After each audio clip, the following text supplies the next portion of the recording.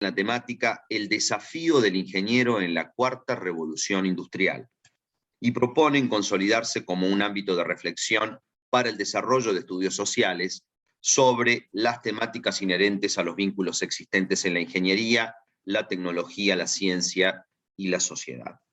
Organiza este evento el Departamento de Materias Básicas de la Facultad Regional Córdoba de la Universidad Tecnológica Nacional, a través de las cátedras de Ingeniería y Sociedad, junto a las cátedras de las facultades regionales vinculadas de Buenos Aires, Chubut y Avellaneda. Agradecemos la presencia del señor decano de la Facultad Regional Córdoba, de la UTN y presidente del comité organizador de la GISOS 2022, ingeniero Rubén Soro, de la secretaria académica de la Universidad Tecnológica Nacional, ingeniera Liliana Cuenca Plech, del director del Departamento de Materias Básicas de la UTN Córdoba y vicepresidente del comité organizador de la GISO 2022, doctor Conrado Gallardo, demás autoridades universitarias nacionales y regionales, muy especialmente algunos decanos y vicedecanos de otras regionales de la UTN que están presentes, docentes, no docentes, alumnos graduados, señoras y señores, y un agradecimiento muy especial a los disertantes que se suman a esta pre-GISO antesala de la GISO UTN Córdoba 2022. Invitamos para dar la bienvenida a esta jornada al director del Departamento de Materias Básicas de la UTN Córdoba y, reitero, vicepresidente del comité organizador de la GISO 2022, doctor Conrado Gallardo. Muchas gracias, buenas tardes a todos. Para dar la bienvenida y agradecerles la participación. Está muteado, Conrado. No. Ahí está, ahí se escucha. Lo escuchamos bien. Se te escucha bien, ¿eh? Se te escucha bien. Muchas gracias. Bueno, nuevamente, bienvenidos a todos y a todas. Agradecerles la participación a todos los colegas de esta pre-GISO.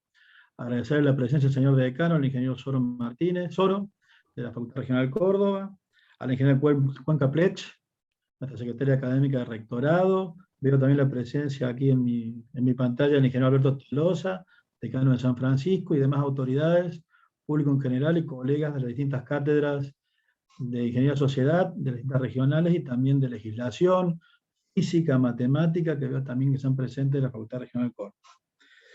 Quiero agradecerles, la verdad, felicitar al comité organizador por mantener vivo el espíritu de la GISO, donde nosotros éramos sede el año pasado de la cuarta jornada nacionales de las cátedras de Ingeniería y Sociedad, que por la situación de público conocimiento de pandemia, lamentablemente no se pudieron sustanciar, se difirieron para este año 2021.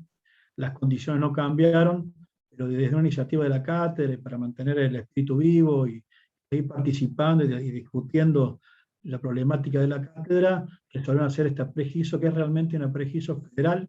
Y por quiero hacer un especial agradecimiento a la cátedra. ¿Y por qué digo federal?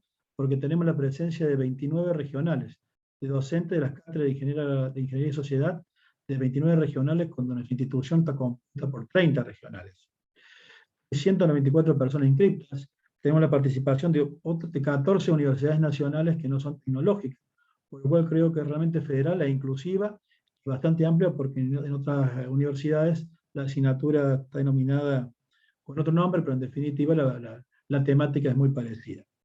Así que creo que agradecer a los disertantes que van a colaborar con esta jornada para mantener vivo el espíritu de la GISO, como Elisa Panero, al profesor Mauricio Salazar y al profesor Generich, quienes van a disertar en esta oportunidad.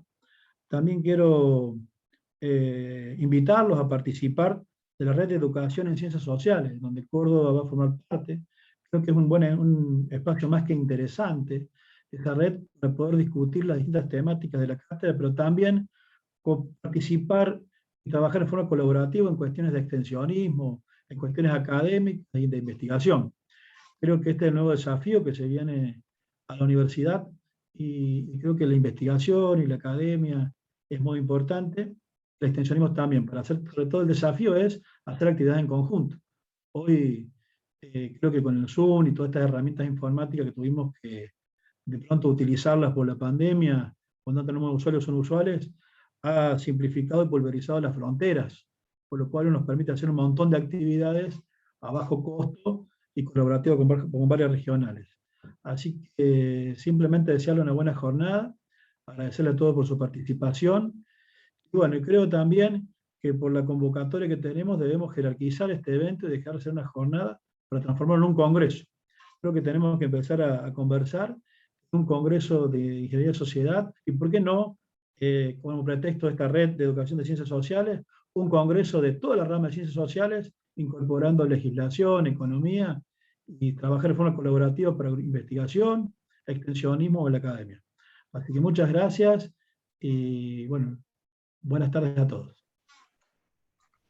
Bueno, continuamos. Vamos a escuchar ahora al ingeniero Rubén Soro, decano de la Facultad Regional Córdoba de la Universidad Tecnológica Nacional y presidente del comité organizador de la GISOS 2022, mientras esperamos a que ingrese, se desocupa una reunión importante, la secretaria académica de Rectorado de Ingeniería Liliana Cuenca Plech. Adelante, Rubén. Bueno, gracias, Claudio. Buenas tardes a todos y a todas.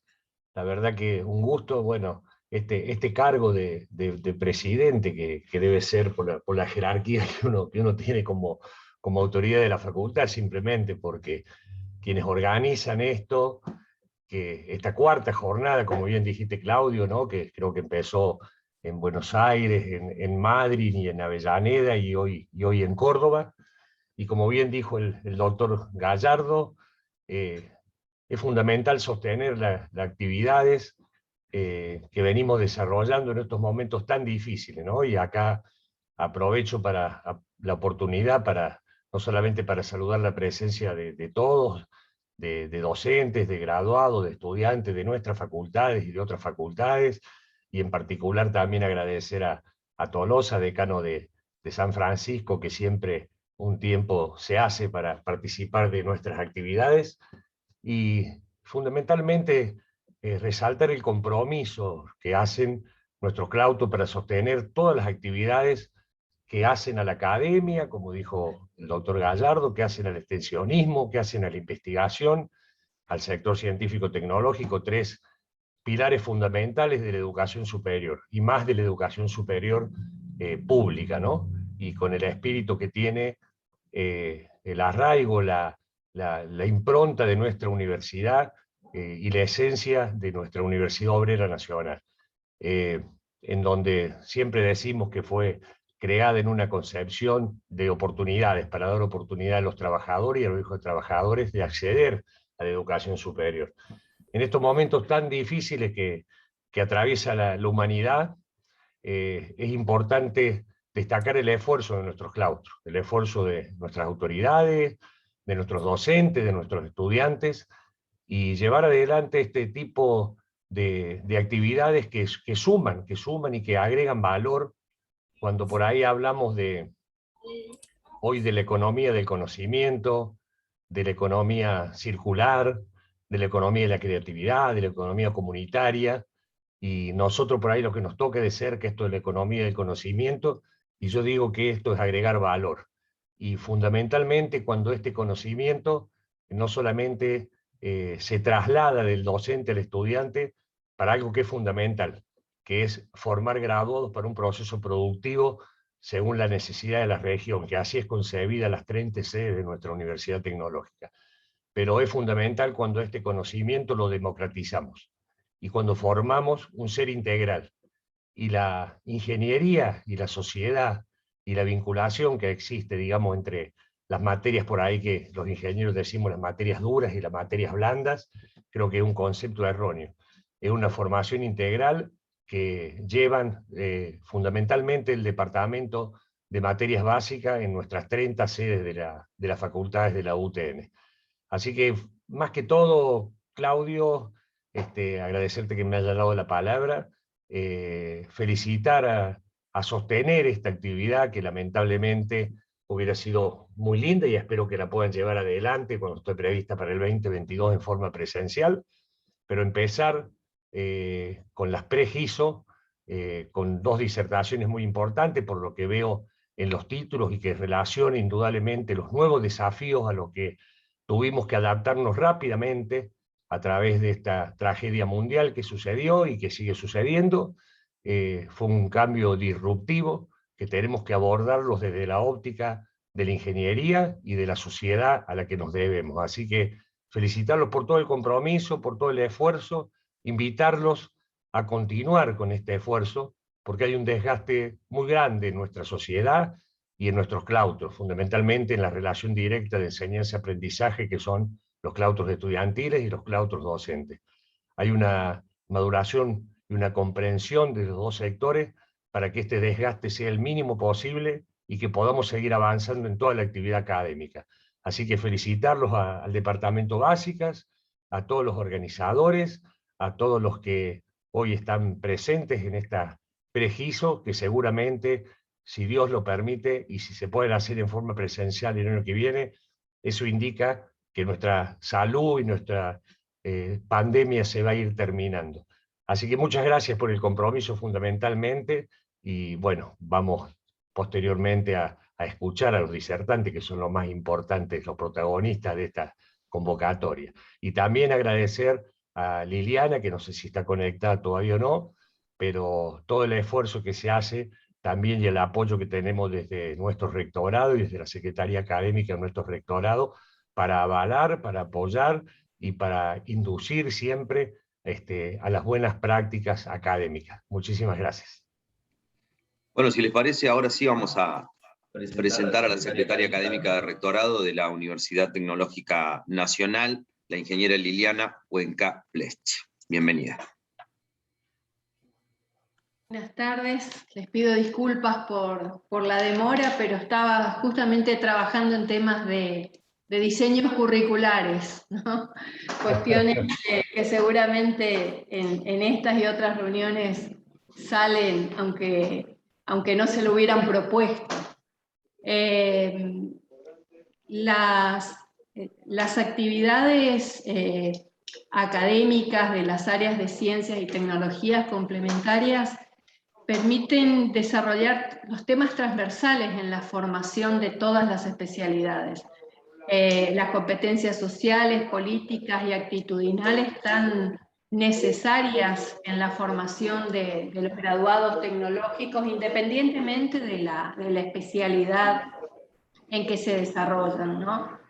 En estos espacios se desarrollan competencias de liderazgo.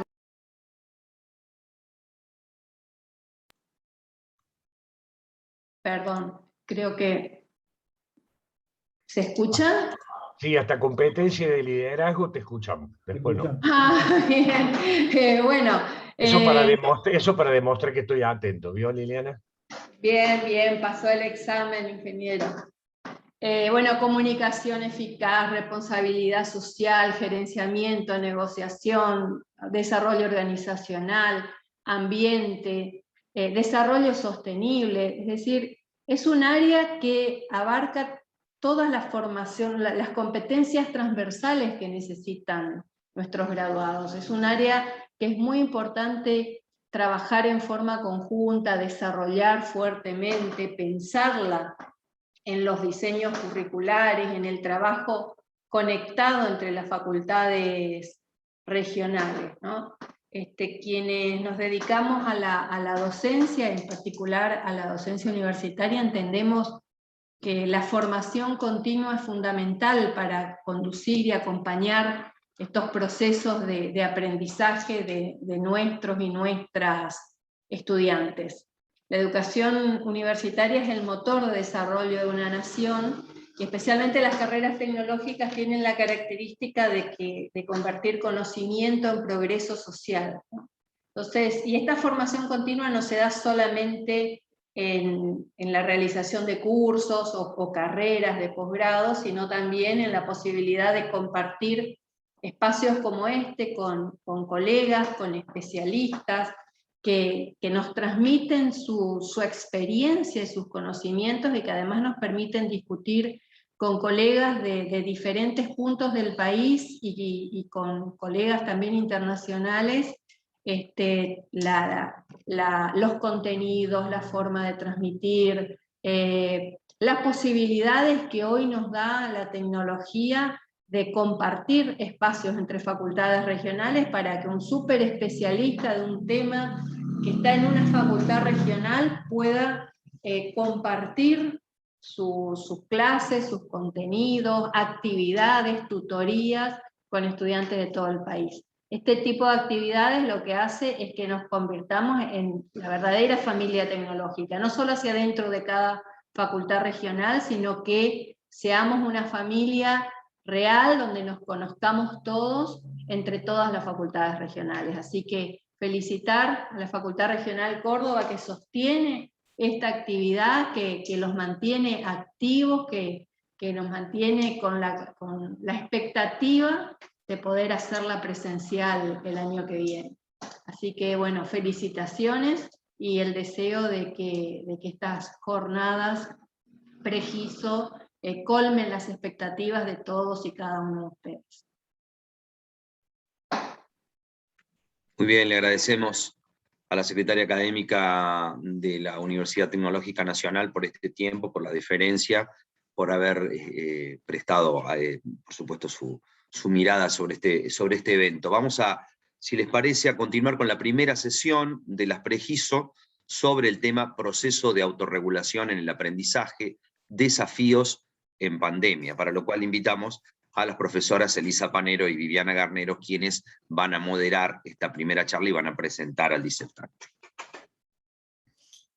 Muchas gracias, Claudio. Bienvenidos nuevamente, bienvenidos y bienvenidas nuevamente. Y tal como se indica, esta primera sesión vamos a abordar de la mano del profesor y doctor Mauricio Salazar esta temática vinculada a la autorregulación en el aprendizaje y específicamente en alumnos de educación superior, que es lo que hoy nos convoca. ¿Quién es Mauricio Salazar? Es licenciado y doctor en psicología por la UNC, maestrando en neurociencias, psicólogo clínico, docente de grado y posgrado de la UNC y de siglo XXI.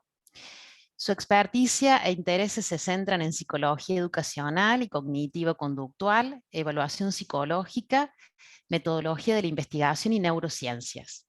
Además ha publicado diferentes artículos científicos y ha expuesto trabajos en diferentes congresos nacionales e internacionales.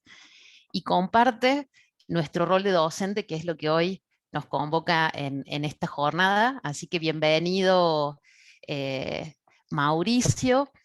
Un poco el objetivo y retomando de lo que recién abordaban las autoridades, es conocer un poco más de esta temática que está siendo clave en el mundo educativo y que tiene que ver con los procesos de autorregulación en el aprendizaje y cómo conocer un poco más de esta temática nos puede dar algunas puntas de ovillo o un GPS en especial para este desafío que nos presenta la pandemia, en donde la mediación en el aprendizaje ya es una realidad.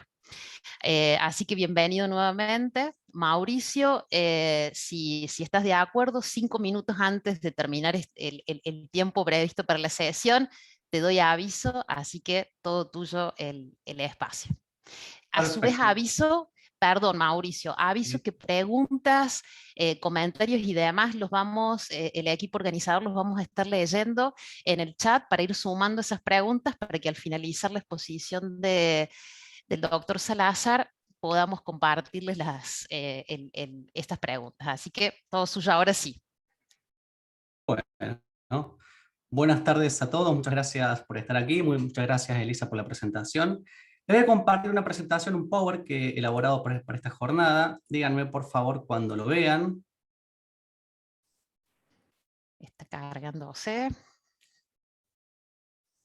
Ahí está, Mauricio. Ahí está. A ver, bueno, perfecto, listo. Como soy bastante obsesivo, me presento brevemente, pongo mi temporizador también personal, así comenzamos y no me excedo justamente en el tiempo previsto. Bueno, como justamente les comentó Elisa, la idea es que conversemos un poco, también como sabrán soy psicólogo de formación, sobre estos desafíos justamente que nos trae la pandemia en esta situación que ya data de 1 año y un poquito más aproximadamente. Pero puntualmente, ¿qué aportes puede hacer justamente la psicología educacional y particularmente un concepto que es la autorregulación del aprendizaje? Pero todo tiene un comienzo, ¿sí? ¿Qué hemos aprendido en esta pandemia? Más allá de la experiencia subjetiva que uno ha tenido justamente como padre, madre, o lo que fuese, o también como docente, por supuesto, hay abundante evidencia o producto de esta pandemia que destaca justamente que la transición, yo acá, ustedes verán en la pantalla, le comparto algunos papers si alguno tiene interés después en profundizar, lo que ha implicado para los estudiantes y para los docentes este pasaje a la pandemia, esta virtualidad, donde se destaca principalmente cierto nivel de facilidad, por ejemplo, que ustedes podrán haber observado en sus alumnos, que la facilidad de, en vez de trasladarme hacia la universidad, que puede estar cerca o lejos, tengo esa tranquilidad que estoy en mi casa, pero se contrarresta justamente con ciertos factores de que no es lo mismo la presencialidad que la virtualidad. Y que esta pandemia tiene lo que viene a traer en colación hasta qué punto, ¿sí? O cuál sería, después de esta situación actual, sanitaria, cómo se sigue después, ¿sí? Tenemos gente a favor, detractores de la presencialidad, y otros, justamente más personas vinculadas a la virtualidad. Pero muchos plantean justamente lo que es un híbrido. ¿Bien? Ahora bien, si hablamos de un poco de educación, ¿sí? Entiendo que gran parte de nosotros, o un pequeño porcentaje, no importa, somos docentes. El desafío es también de nuestra función, cómo nos aproximamos justamente a nuestros alumnos, cómo llegamos a ellos, ¿sí? Y acá hay una serie de debates que es importante clarificar.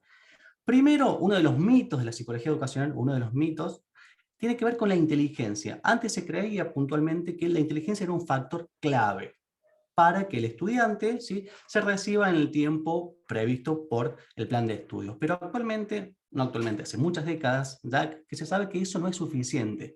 Un estudiante justamente puede ser brillante, puede sacar buenas notas, pero eso no implica necesariamente que se gradúe en los 5, 6 u 8 años. Ustedes ven aquí en la presentación un breve extracto de lo que fue mi tesis doctoral, justamente donde evalúo estas variables que afectan a la persistencia académica de los estudiantes. Básicamente, ¿qué hace que los estudiantes continúen sus estudios y no abandonen? ¿Bien? Inclusive van a ver que hay trabajos también hechos en la UTN, por ejemplo, donde dice estudios teóricos, también su casa de estudios ha estado o ha participado justamente seguramente o tiene un trabajo, mejor dicho, de exposición, ¿sí? Pero van a ver que hay una amplia variabilidad justamente de factores, que tiene que ver con aspectos personales, institucionales, sociales, motivacionales, etc. Pero hay un componente clave que es la autorregulación, que en efecto es el tema de la presentación. Yo les preguntara a ustedes qué es la autorregulación, van a seguramente pensar, bueno, como el nombre le indica, algo, la autonivelación. ¿Qué tiene que ver con eso, básicamente? El concepto de autorregulación académica o educacional implica justamente que los estudiantes sean autónomos en su proceso de aprendizaje. Básicamente, que vayan adquiriendo habilidades de forma autónoma y significativa, y que esta incorporación de habilidades promueva justamente el estudio independiente y el estudio autónomo. Y de ese modo, este proceso, porque es un proceso, ya lo vamos a ver, justamente lo que facilita que el estudiante tenga todo lo que hace falta justamente para que pueda cursar la universidad. Siempre me gusta hablar con evidencia, ¿sí? Y ustedes dicen, che, bueno, me pueden preguntar, ¿y por qué es importante, por ejemplo, la autorregulación y no otra variable? Bueno, en efecto, se ha visto justamente que aquellos estudiantes que se autorregulan aprovechan mejor el tiempo de estudio, ¿sí? Presentan un porcentaje de abandono inferior, y también mayor éxito académico. Cuando decimos éxito, ¿sí?, entiéndase con que permanecen en los estudios y sacan buenas notas. Sin embargo, también se ha visto, por ejemplo, que aquellos estudiantes que no se autorregulan, que trae aparejada es una serie de consecuencias como, por ejemplo, baja satisfacción académica, baja percepción de apoyo, bajas expectativas, lo que en definitiva lleva a conducir justamente que el estudiante abandone sus estudios universitarios. Si ustedes se fijan justamente a la derecha de la pantalla, también, acá les puse una captura justamente de un paper, que destaca justamente lo importante que es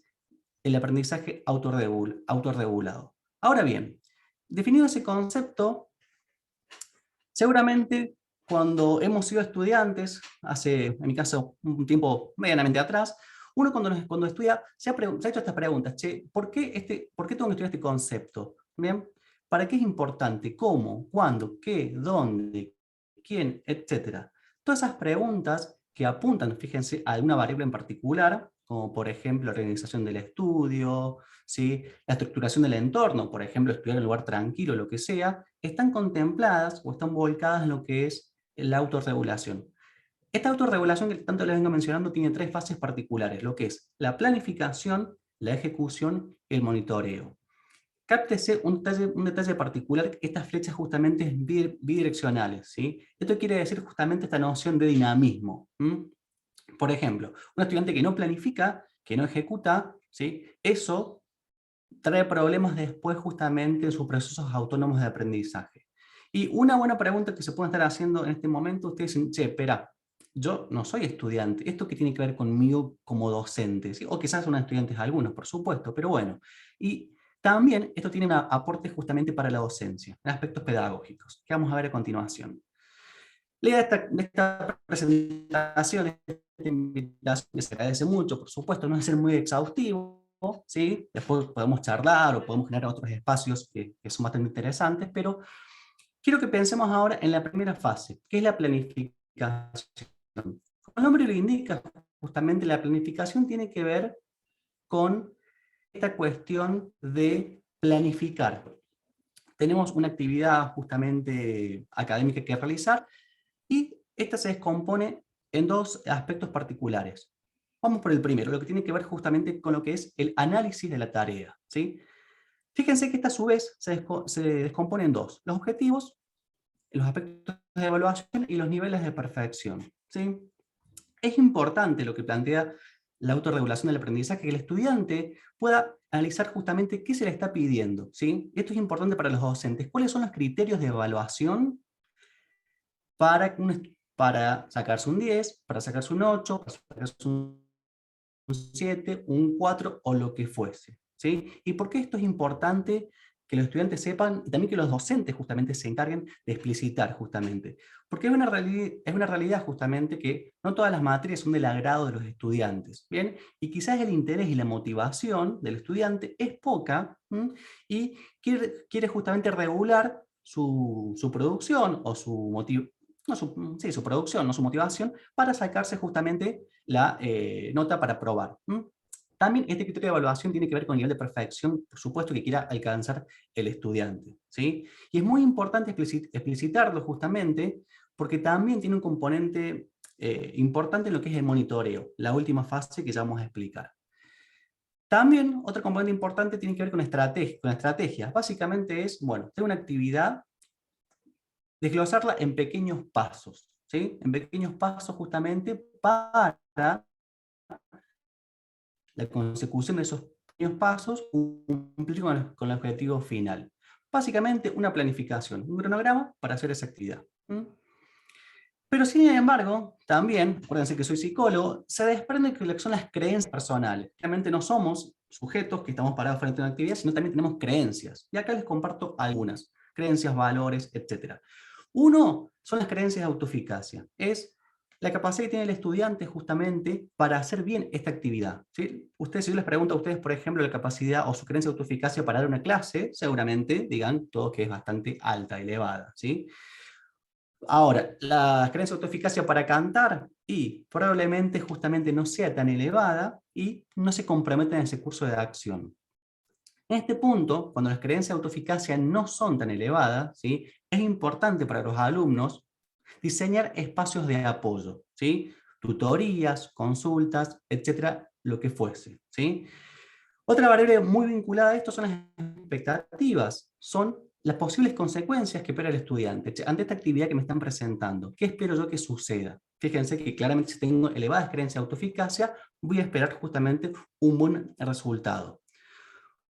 Otro componente importante, que también uno lo ve, ¿sí? Como estudiante y ahora como docente, por supuesto, tiene que ver con el valor de la tarea, ¿sí? La importancia que el estudiante sepa por qué es importante hacer esta actividad, por qué es importante esta materia, ¿sí? Más allá de que haya contenidos en la materia que son bien teóricos, históricos, lo que fuese, ¿sí? Intentar, como digo yo, seducir de que este tema es importante por tal motivos. Siempre aclaro esto, que la psicología, para mi punto de vista, es una mezcla de ciencia y arte, y también la docencia, en este punto. ¿Qué quiero decir con esto? ¿Sí? Intentar buscar un ejemplo, una aplicación práctica, algo que destaque justamente, che, esto que estamos viendo acá es importante por este motivo y después se articula con esto otro, que es muy importante claramente a la hora del diseño de actividades. Y por último, los intereses que tengan los participantes, los estudiantes en este caso, ¿sí? Que puede ser interés intrínseco, porque la materia me interesa, ¿sí? O extrínseco, como por ejemplo, a ver, si en la materia puede ser que no me interese, la tengo que aprobar sí o sí justamente para poder cursar la que es la materia justamente correlativa. Fíjense que esta llave inglesa que les puse justamente acá en la presentación, ¿qué quiere decir con esto? ¿O qué quiero focalizar? Los posibles focos de intervención de nosotros como docentes. ¿O qué se puede trabajar? Planificación, hacer actividades justamente paulatinas, quizás no toda la entrega final en una sola fecha, sino entregas puntuales, la formulación de metas, ¿sí? Muchos estudiantes se ponen metas justamente que no son realistas. Por ejemplo, mi meta es sacar 5 finales en una mesa de examen. Bueno, esa es una planificación deficiente, ¿sí?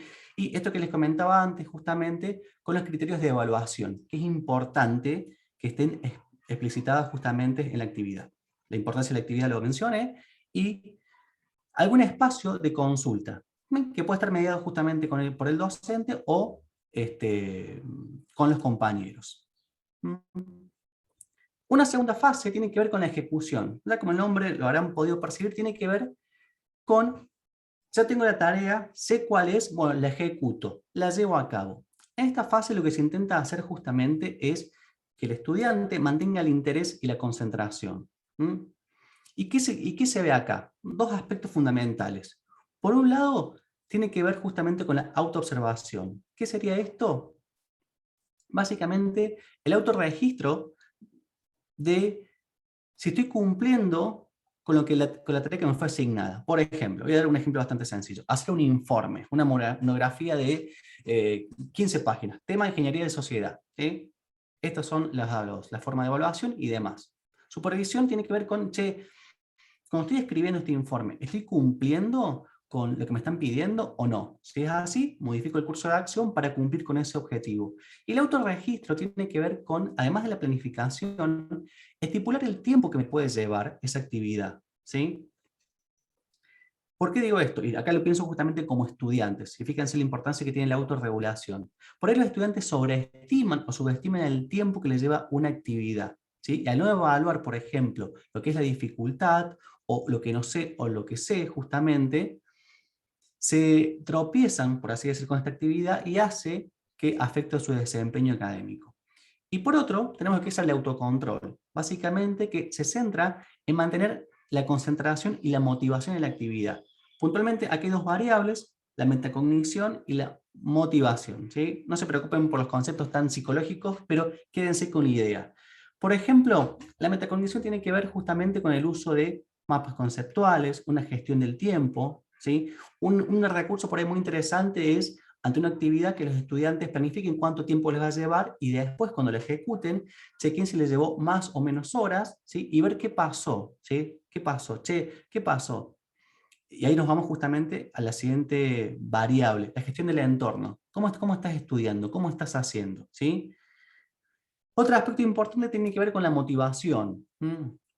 Esta cuestión de incentivar el interés, ¿sí? Y las autoconsecuencias. Che, bueno, esta materia o este contenido o esta actividad justamente es un poco complicada, es un poco densa, pero si me comprometo con esta actividad 1 hora, 2 horas todos los días, después me doy algún tipo de premio, por así decir, ¿sí? Autoconsecuencia. Y por último, y no menos importante, tiene que ver con el monitoreo. El monitoreo hace mención justamente a la evaluación de todo el proceso, de todo el producto. Acá tiene dos componentes importantes. El autojuicio, y acuérdense que en la primera fase vimos esta cuestión de los criterios de evaluación, donde el estudiante dice, che, ¿me fue bien o me fue mal? ¿Bien? Y después le da una explicación, una atribución causal. ¿Por qué creo que me fue bien y por qué creo que me fue mal? Y después la autorredacción. La autorredacción tiene que ver con los aspectos emocionales y cognitivos. Ustedes fíjense, y lo ven en los estudiantes, que, y esto es importante identificar, aquel estudiante que les fue mal tiende a evitar justamente esas actividades porque cree, vayamos a la primera fase de planificación, que no tiene esas competencias, que no es capaz. Y lo que va a hacer, en vez de che, esto es ensayo y error, hay que equivocarse, se va a alejar, va a evitar. Un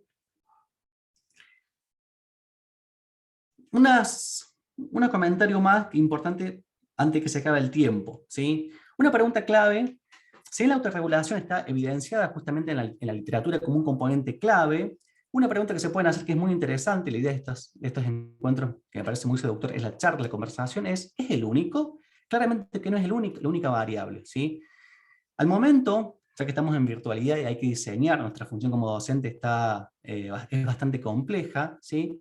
Hay un concepto muy importante que quizás lo han escuchado alguna vez, que tiene que ver con el engagement, ¿sí?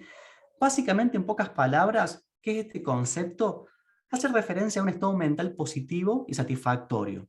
Y está compuesto por 3 elementos centrales: el vigor, la dedicación y la absorción. El vigor le habrá pasado, quizás ¿no? en su función como docentes o como en su trabajo, el vigor está cuando sienten mucha energía. Che, hoy me levanté con mucha energía y vamos para adelante. Y están como una topadora, como quien dice, ¿sí?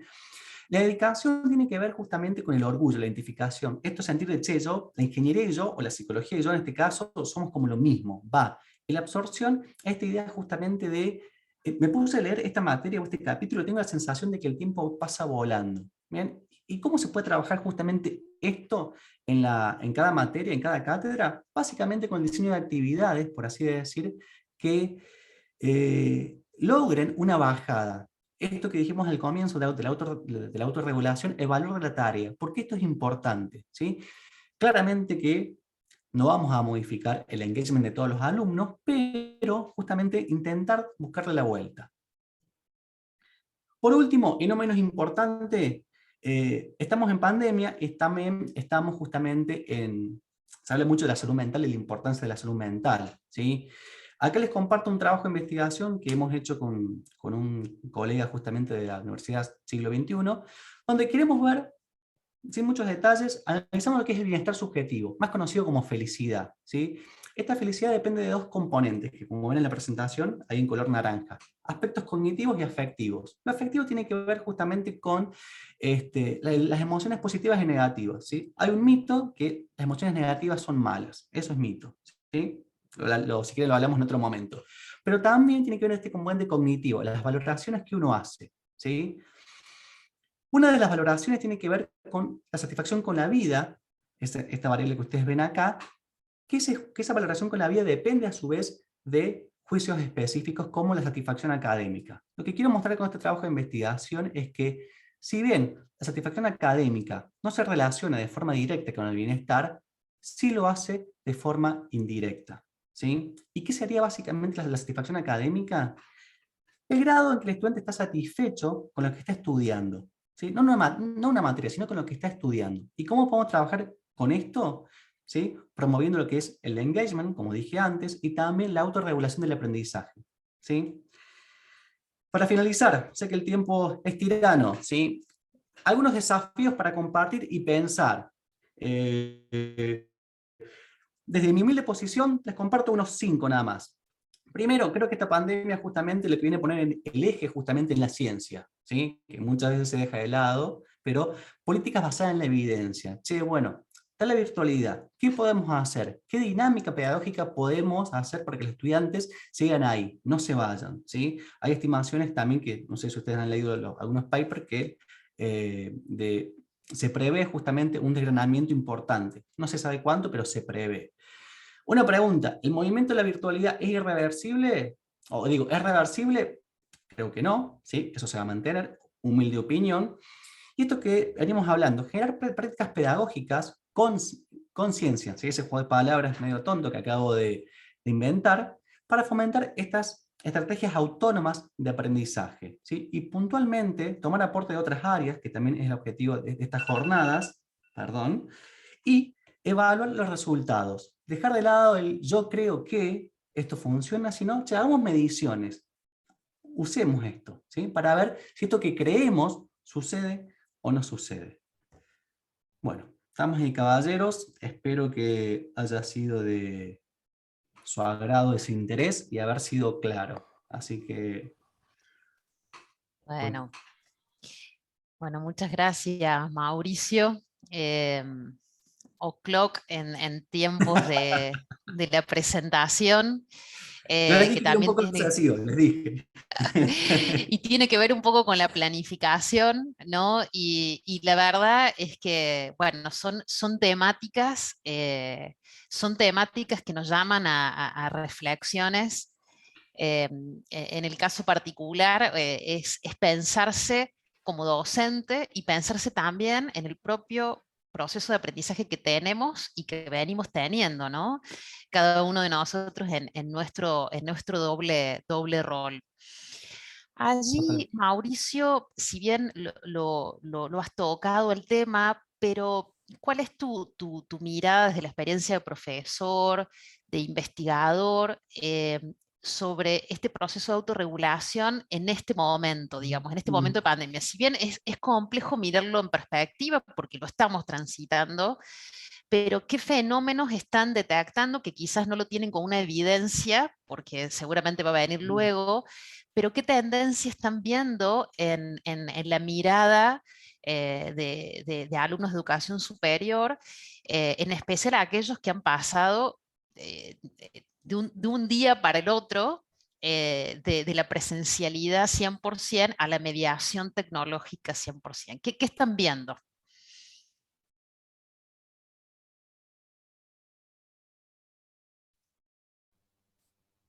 Bien, una gran pregunta, ¿sí? Primero, cierta percepción de independencia del lugar de estudio. Esto es cuestión de que yo puedo estudiar estando en mi casa, ¿sí?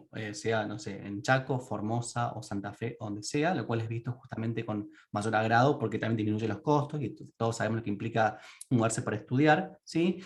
Pero la contraparte justamente tiene que ver con esta falta de contacto, ¿sí? Que mucho, es más, creo que no hace falta ser estudiante para percibirlo, depende justamente de cada uno, esta cuestión de la cotidianidad como estamos acostumbrados, ir al aula, conversar justamente, lo que tiene que ver con la camaradería, etc. ¿Sí?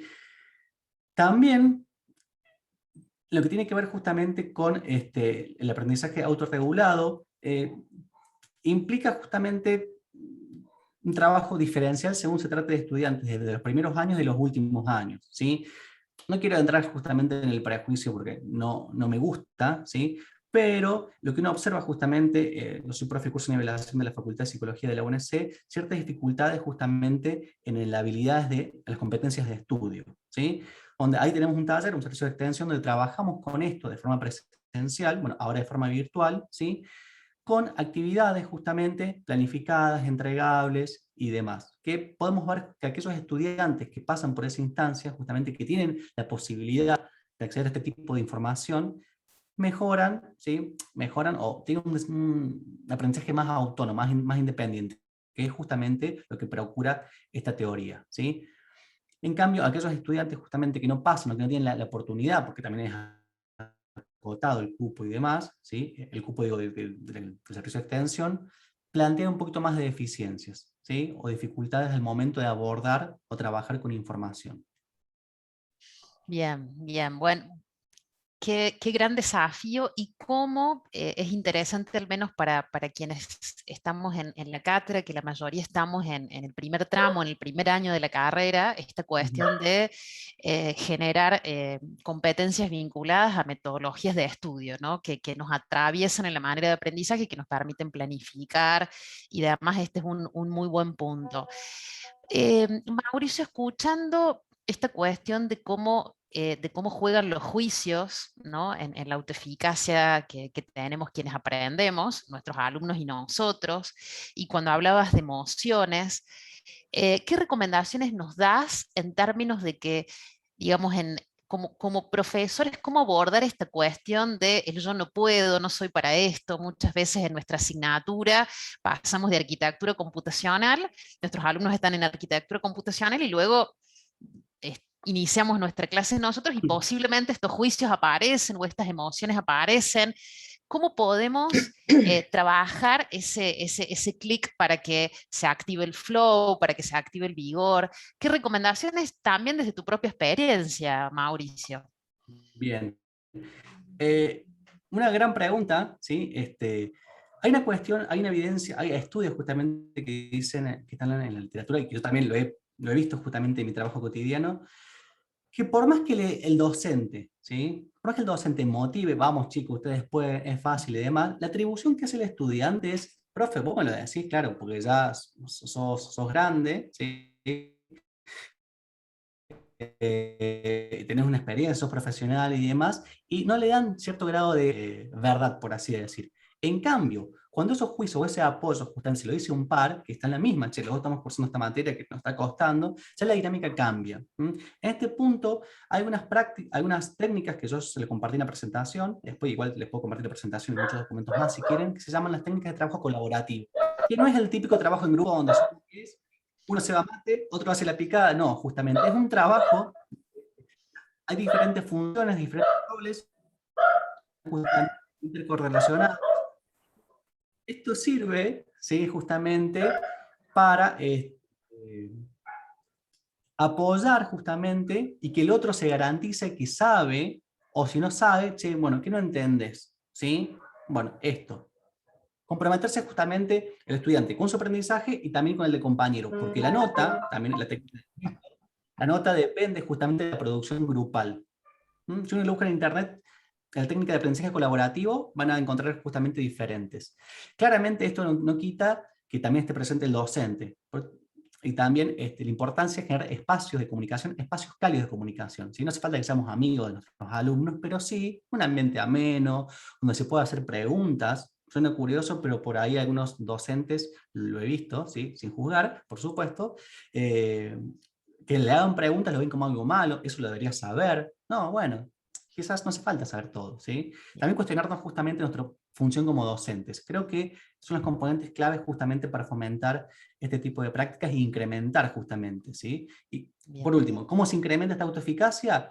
Y ese estudiante que creía que no podía, después, che, mira, ¿cómo te fue? No, sacamos un 8. Bien.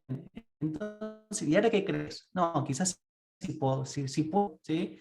Y Bien, bien, bien. ¿Cómo va de la mano, digamos, en donde tiene que ver con el diseño de la clase, con los espacios comunicativos que tenemos? Y de esa mano, en el chat, Gastón Gagliardo nos suma la pregunta de, dice, ¿cómo mediste o cómo se mide la inteligencia y qué tan relevante fue la inteligencia emocional en el éxito de los alumnos, ¿no? Y que va de la mano en términos de, digamos, de estos componentes en el proceso de aprendizaje, ¿no? bien, muy buena pregunta, Gastón, por eso te saludo. En los trabajos que yo vengo haciendo justamente en mi área de psicología educacional, en mi investigación, nunca medimos inteligencia, no trabajamos con inteligencia, ¿sí? La inteligencia, como dije al comienzo, era una variable en su momento muy sobrevalorada, hace muchos años atrás, pero que actualmente, ¿sí? No se habla de inteligencia como un factor crítico. Lo que plantea justamente la psicología es que todos somos inteligentes. Primero, deberíamos tener un debate: ¿qué es la inteligencia? Ponernos de acuerdo con eso va a ser un montón, ¿sí? Por ejemplo, que alguien me dé una definición ahora, ¿sí? Quizás yo diga, no, lo que me decís vos es astucia, no es inteligencia. Pero más allá de ese debate, la psicología plantea que todos son inteligencia. El tema es, en ámbitos educativos, cómo podemos optimizar, no la inteligencia, sino también otros, justamente, recursos personales, motivacionales para el estudio. ¿Bien? Y también preguntaste, Gastón, sobre inteligencia emocional. Bueno, inteligencia emocional en ningún momento lo trabajé para después aplicarlo, pero si no pedís justamente resultados concretos, lamento decirte que por ahora no tengo, ¿sí? Pero continuará. Tendré Bien, y después les compartiré. bien, bien. Bueno, es importante, ¿no? Bueno, justamente José Liendo dice: la presencialidad solía armar trabajos colaborativos y solo actuaba como profesor gestor y planteaba consignas y los alumnos trabajaban acordando entre ellos y las respuestas. Bueno, un poco esta cuestión entre pares creo que es Sí. un punto clave, ¿no?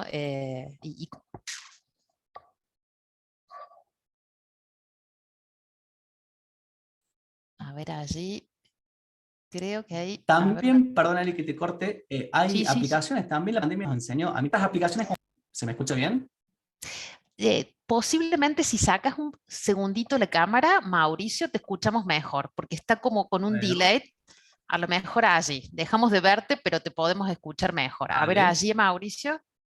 A ver ahora. Ahora sí. Bien, perdón, ¿sí? No, está de 10.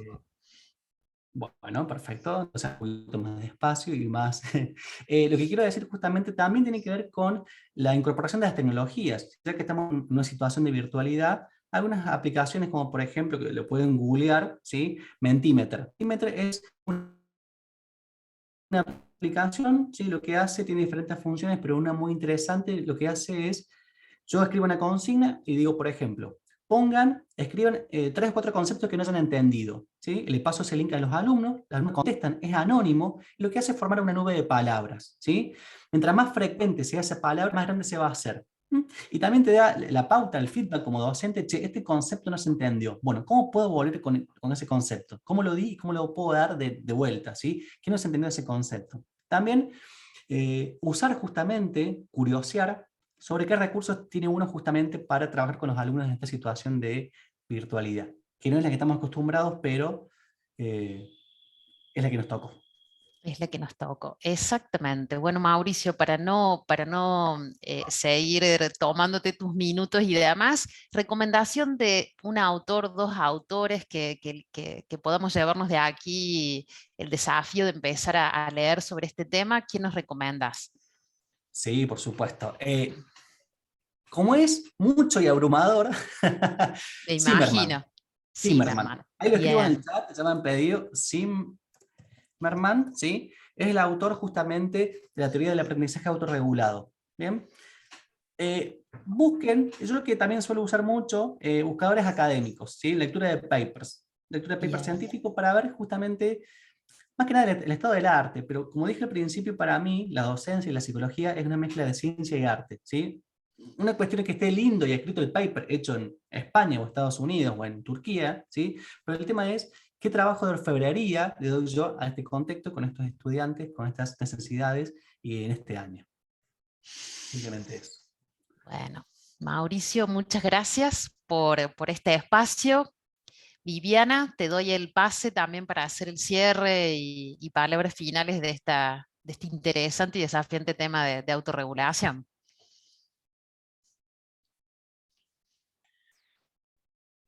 Así es, Lisa. La verdad que ha sido sumamente interesante la ponencia realizada por Mauricio, no solamente de la perspectiva del estudiante en este proceso de autorregulación, sino también Viviana, desactiva la cámara, por favor, porque se te escucha como nosotros podemos presentarlo y llevarlo adelante. Ahí está. Ahora sí. Ahora sí, bueno, no, quería entonces agradecer al doctor Salazar por esta ponencia tan interesante que ha realizado, donde realmente en este proceso de autorregulación en el aprendizaje tan efectivo para llevar el estudiante como nosotros, y sobre todo en este periodo tan especial de pandemia, realmente muy interesante. Vamos a continuar ahora. No, por favor. Vamos a continuar ahora con Bárbaro. la ponencia del... Compartimos, les voy a dar una información antes de dar pase y continuar. Está compartido en el chat el link de la red RECI, Red de Educación y Ciencias Sociales en Carreras de Ingeniería, donde pueden anotarse y participar y también, por supuesto, realizar sugerencias y diversos aportes, por un lado. Por otro lado, vamos a invitar, si me lo permiten, antes de pasar a la segunda ponencia, a hacer uso de la palabra al ingeniero Alberto Tolosa, decano de la Facultad Regional San Francisco, que nos quiere dar su palabra. Muy buenas tardes a todo el auditorio, muy buenas tardes Rubén, Fran, gusto enorme participar aquí en calidad de docente, teniendo colegas presentes y el amigo Germán Jeneri que después se expondrá.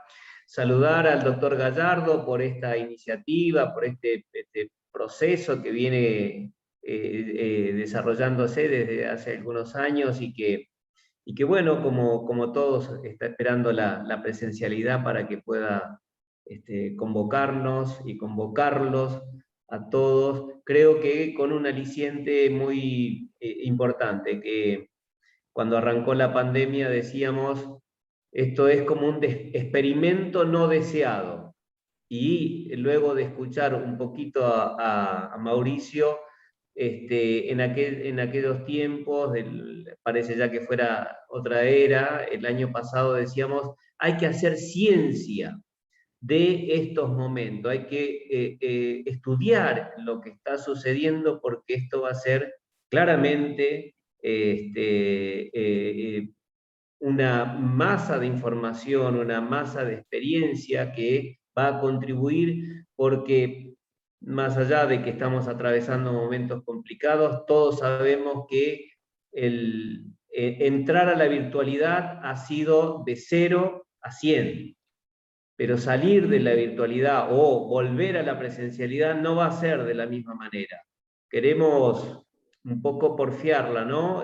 Buscamos, forzaremos esa idea, pero ya hay indicios en el mundo de que gran parte de lo que hemos aprendido, gran parte de lo que se está haciendo va a quedar por los años. Y obviamente que eso puede aportar a una universidad mejor y que todo redunde en que nuestros jóvenes, fundamentalmente los jóvenes que estudian ingeniería, que siempre han sido catalogados como elegir una carrera dura, bueno, a través de estas experiencias sociales, esta incorporación, justamente la puedan hacer más apetecedora a nuestras carreras que tanto necesita nuestro país. Rubén, felicitaciones, el doctor Gallardo también, y éxitos en este pregiso y obviamente para las jornadas del 2022. Gran saludo, ingeniero Soro. Gracias, Alberto. Si les parece, vamos a continuar con la temática que se abordará en esta segunda sesión. Será implicancias de la asignatura Ingeniería y Sociedad en proyectos de investigación en la Universidad Tecnológica Nacional. Se suman a esta instancia como moderadoras las profesoras Viviana Garnero y René Mengo, quienes también van a presentar al profesor Generich.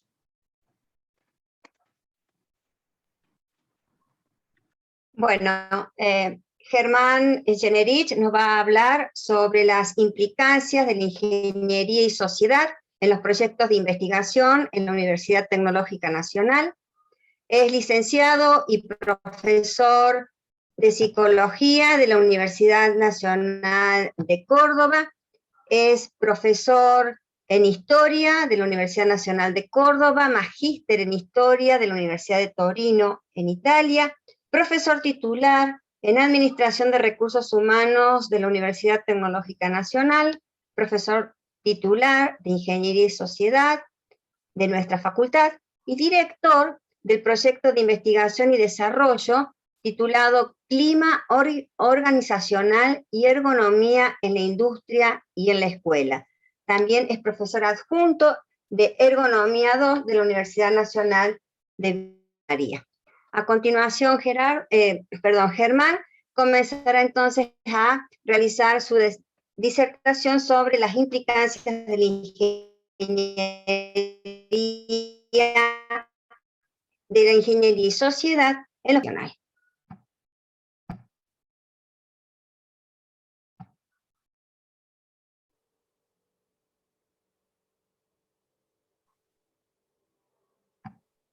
¿Se escucha lo que estoy diciendo? Ahora comenzó a escucharse, Germán. Muy bien, ahora sí, muy bien. Bueno, buenas tardes a todos. Bueno, mi exposición fue modificada, digamos, porque hubo una especie interés por el tema de la investigación en nuestra materia. La mayoría de los que estamos aquí somos docentes de Ingeniería y Sociedad, y había mucho interés en vincular los proyectos de investigación que existen en la tecnológica con nuestra materia, para jerarquizar un poco nuestra materia y tratar de que los docentes de Ingeniería y Sociedad empiecen a hacer ese camino de participar en los proyectos de investigación, y en cierta forma sumar a la tarea docente la tarea de la investigación. Bueno, yo soy docente de Ingeniería y Sociedad desde cuando se llamaba Integración Cultural. Yo hace ya, el otro día me puse a pensar y me entristecí un poco, de hace 31 años que estoy dando clases en la UTN San Francisco.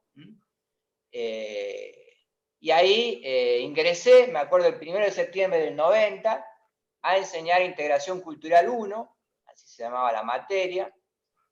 Y bueno, Ingeniería de Sociedad, digamos, es un requecho que quedó de Integración Cultural 1, Integración Cultural 2, Integración Cultural 3, eran 3 materias anuales de 2 horas cada uno.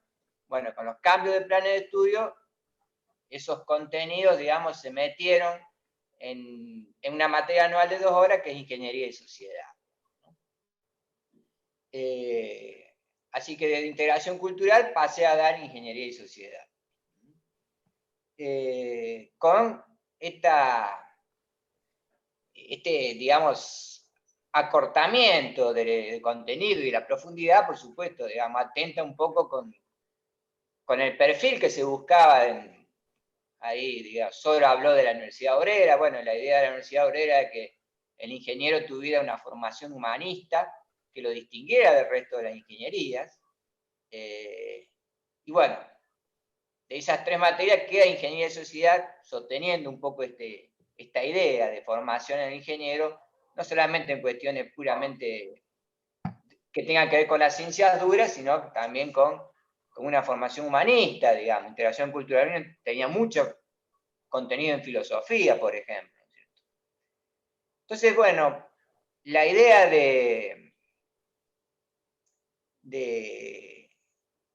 a ver, Viviana, poneme el PowerPoint, así vamos viendo.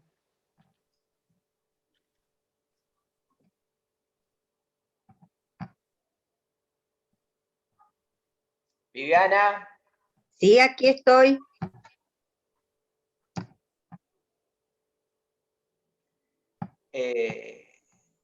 Aquí estoy, ya ponemos.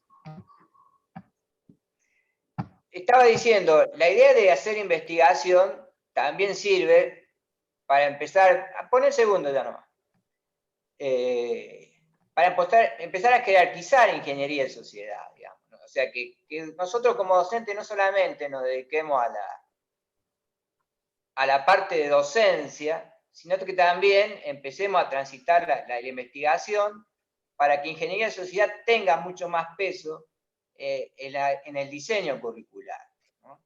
Sobre todo por esta historia de cercenamiento que tienen estos contenidos, digamos, ¿no? Bueno, ahí dejalo.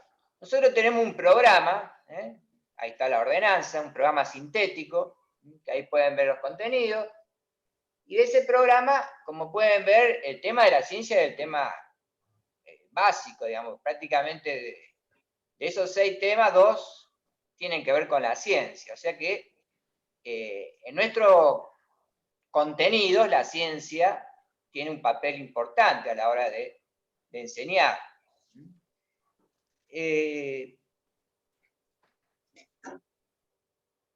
Poneme el que sigue.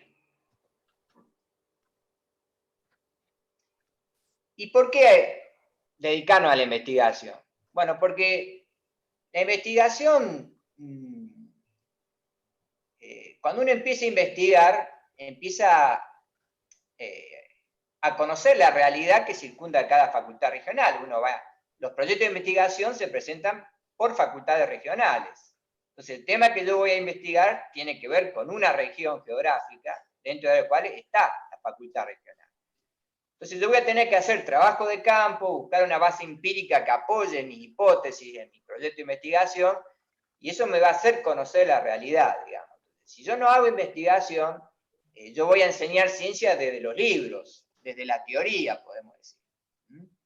Que está muy bien, digamos. Pero esa teoría se va a enriquecer mucho más si yo hago práctica de investigación, ¿no? Entonces, la enseñanza de la ciencia, si yo estoy en un proyecto de investigación, va a ser mucho más rica que si yo no estoy en un proyecto de investigación.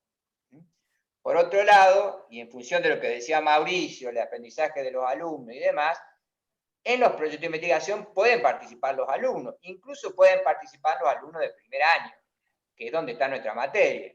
Entonces, el alumno no va a aprender lo mismo si yo le explico lo que es una hipótesis, así vamos a comprobar si en la realidad se da esa hipótesis. Es un aprendizaje mucho más práctico, mucho más motivante, hacer el aprendizaje a través de la actividad que a través de la teoría pura, podemos decir.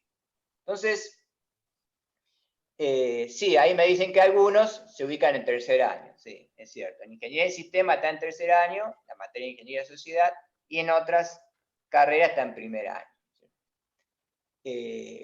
Entonces, bueno, esta es una de las ventajas que tenemos si nos empezamos a dedicar a la investigación, ¿no? La posibilidad de enseñar algo donde uno tiene una experiencia y no se basa solamente en bibliografía. La otra ventaja es que yo, a través de la experiencia, empiezo a contrastar bibliografías, porque mucha de la bibliografía que uno usa por ahí está basada en la evidencia, como decía Mauricio, en la evidencia de situaciones y de realidades distintas a la nuestra. Eso que funciona en otro lugar puede ser que en nuestro lugar no funcione o no exista directamente. Si yo tengo un conocimiento de mi realidad, puedo contrastar, discutir, modificar, construir nuevas teorías, e incluso escribir bibliografía desde mi realidad. Esa es otra ventaja de dedicarnos a la investigación.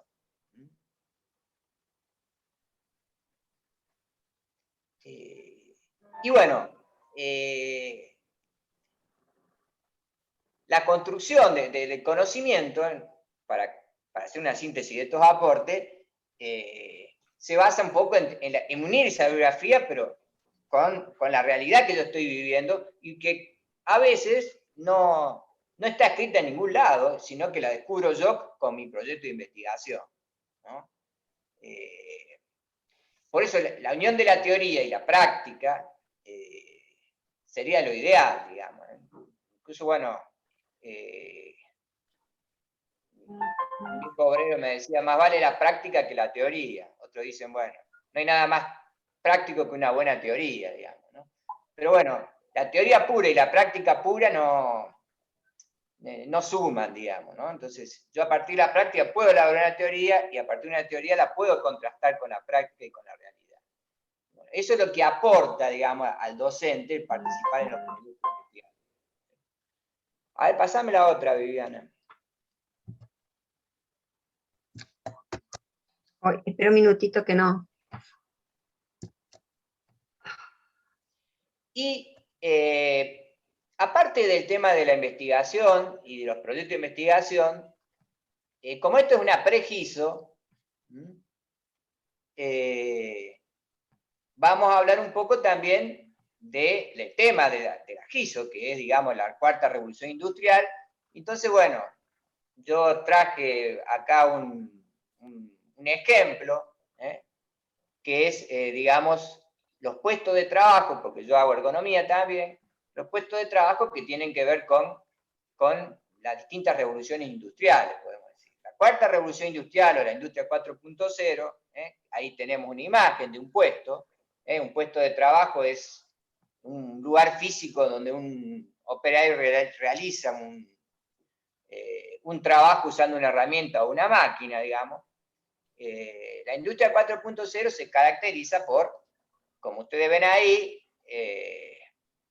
la utilización de de una comunicación entre el operario y la máquina. Ahí a través de un sensor, el operario lee lo que le dice la máquina e ingresa eso, digamos, a su tablet. Digamos. Este diálogo se da a través de radiofrecuencia o infrarrojos, digamos.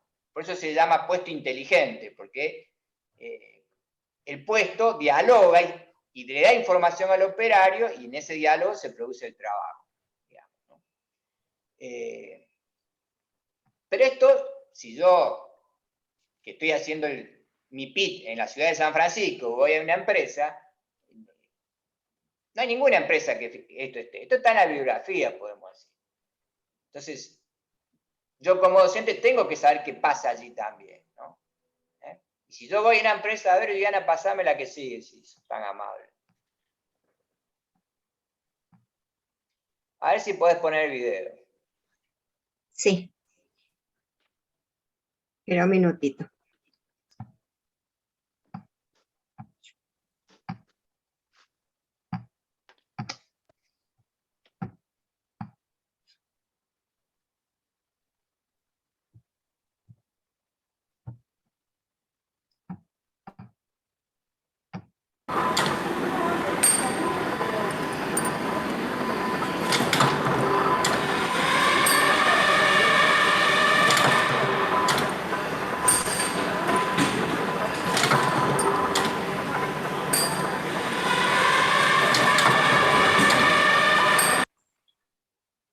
Bueno, como ustedes pueden ver, bueno, eso es Taylorismo puro, básicamente. Es la segunda revolución industrial, no es la cuarta revolución industrial. Sí, esa es la realidad actual, digamos, que tenemos nosotros en San Francisco. Digamos. Entonces, la industria 4.0 es muy bienvenida porque aliviaría del sufrimiento de ese pobre trabajador de estar haciendo ese movimiento constante durante horas. La única diferencia que tiene este puesto con el puesto taylorista clásico es que ese trabajador hace rotación de tareas, es decir, no está a las 8 horas haciendo siempre los mismos movimientos, en un trabajo monótono y aburrido, sino que rota de puesto y eso disminuye su sufrimiento y su fatiga y su monotonía, digamos, ¿no? Pero por lo demás es un trabajo típicamente taylorista, eso está muy lejos de la cuarta revolución industrial, de la industria 4.0, esa máquina es de la década del 80, y hace 30 años que está y posiblemente siga estando 30 años más todavía. Es decir, no podemos hacer futurología. Sí podemos decir, bueno, hay una realidad y hay algo que está apareciendo, que es la industria 4.0, y dar las características. Pero, digamos, yo como docente no puedo desconocer que en la empresa de mi región la realidad es básicamente fordista y taylorista, digamos. Y eso lo descubro yendo a la empresa y viéndolo. Porque si ustedes van a la bibliografía, el taylorismo y el fordismo se supone que ya desapareció, digamos, que es algo de principio del siglo XX, con Henry Ford, y que eso ya es cuestión de pasado. Bueno, lamentablemente no. Digamos, si uno va a la realidad, eso sigue existiendo. Que va a desaparecer algún día, y posiblemente sí, pero no sabemos cuándo. Digamos. Entonces, bueno, eso es un poco, digamos, también el aporte que nos hace, digamos, esta participación en proyectos de investigación, porque nos hace conocer nuestra realidad, y pueden participar los alumnos directamente en el conocimiento de esa realidad. Siempre es más motivante, digamos, ir a observar la realidad que ponerse a leer algo sobre la supuesta realidad que uno tiene, digamos. La participación en los proyectos de investigación jerarquiza a ingeniería y sociedad, ¿no? Es decir, ¿por qué? Bueno, porque empieza a producir conocimientos propios y aparte ingeniería y sociedad sale del aula, va a la realidad, empieza a participar de la comunidad, empieza a participar de la Secretaría de Ciencia y Tecnología, porque cuando ustedes presentan un PIT, van a interactuar con la secretaria o el secretario de Ciencia y Tecnología, van a tener que presentar informes, van a tener que empezar a participar en congresos, van a tener que hacer publicaciones. Entonces genera, digamos, un training, un ejercicio, digamos, que aporta conocimientos a esa materia, digamos, ¿no? Entonces, Porque si no, si hacemos solamente docencia, estamos repitiendo, como loros, cosas que han escrito otras personas, muchas veces para otras realidades. Y no vamos a tener un fundamento para criticar muchas veces eso que nos llega y que no obedece a lo que está sucediendo en nuestra propia realidad.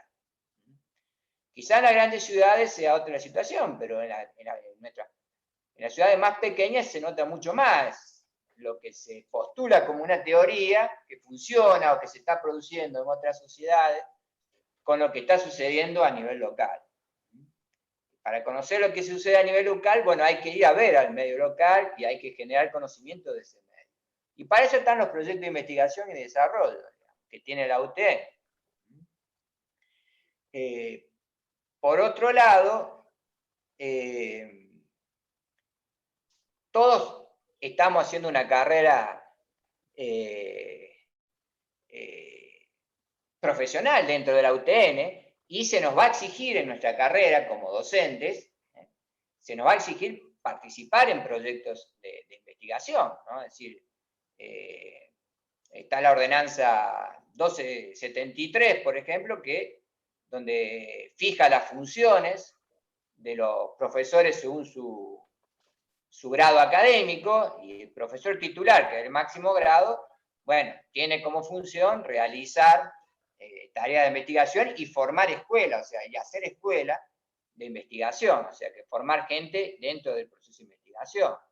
Los profesores asociados tienen que participar en proyectos de investigación.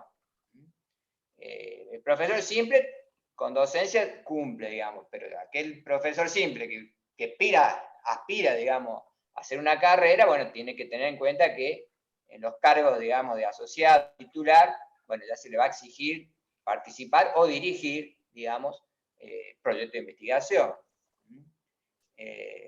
La ordenanza 1182 de carrera académica establece también funciones de investigación según la dedicación. Nosotros como docentes, la actividad académica tiene distintas funciones. Todos lo sabemos, solamente la repetimos, digamos, ¿no? La docencia, la formación. La formación es toda la actividad de capacitación por fuera de la docencia. La gestión, la investigación y la extensión. Digamos, esas 5 funciones corresponden a nuestra actividad académica. Y según las dedicaciones, un profesor con una dedicación semi-exclusiva tiene que hacer docencia, formación, áreas de investigación o extensión. Mientras que el que tiene un cargo exclusivo tiene que hacer docencia, formación e investigación. O sea que aquellos docentes de ingeniería de sociedad, digamos, interesados en hacer una carrera académica, bueno, aparte de todas estas ventajas que yo les nombré, de participar en proyectos de investigación y desarrollo de la UTN, tiene prácticamente un requisito que cumplir a través de su participación en estos proyectos, ¿no? Se le va a pedir como requisito para esos cargos y esas dedicaciones, ¿no?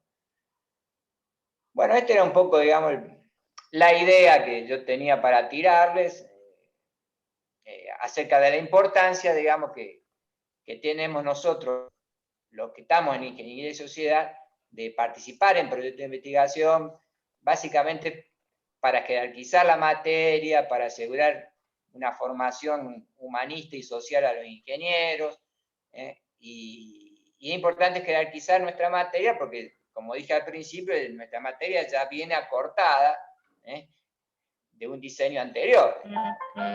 3 materias pasamos a una sola materia, digamos. Bueno, y con esto yo daría por concluida mi exposición, digamos.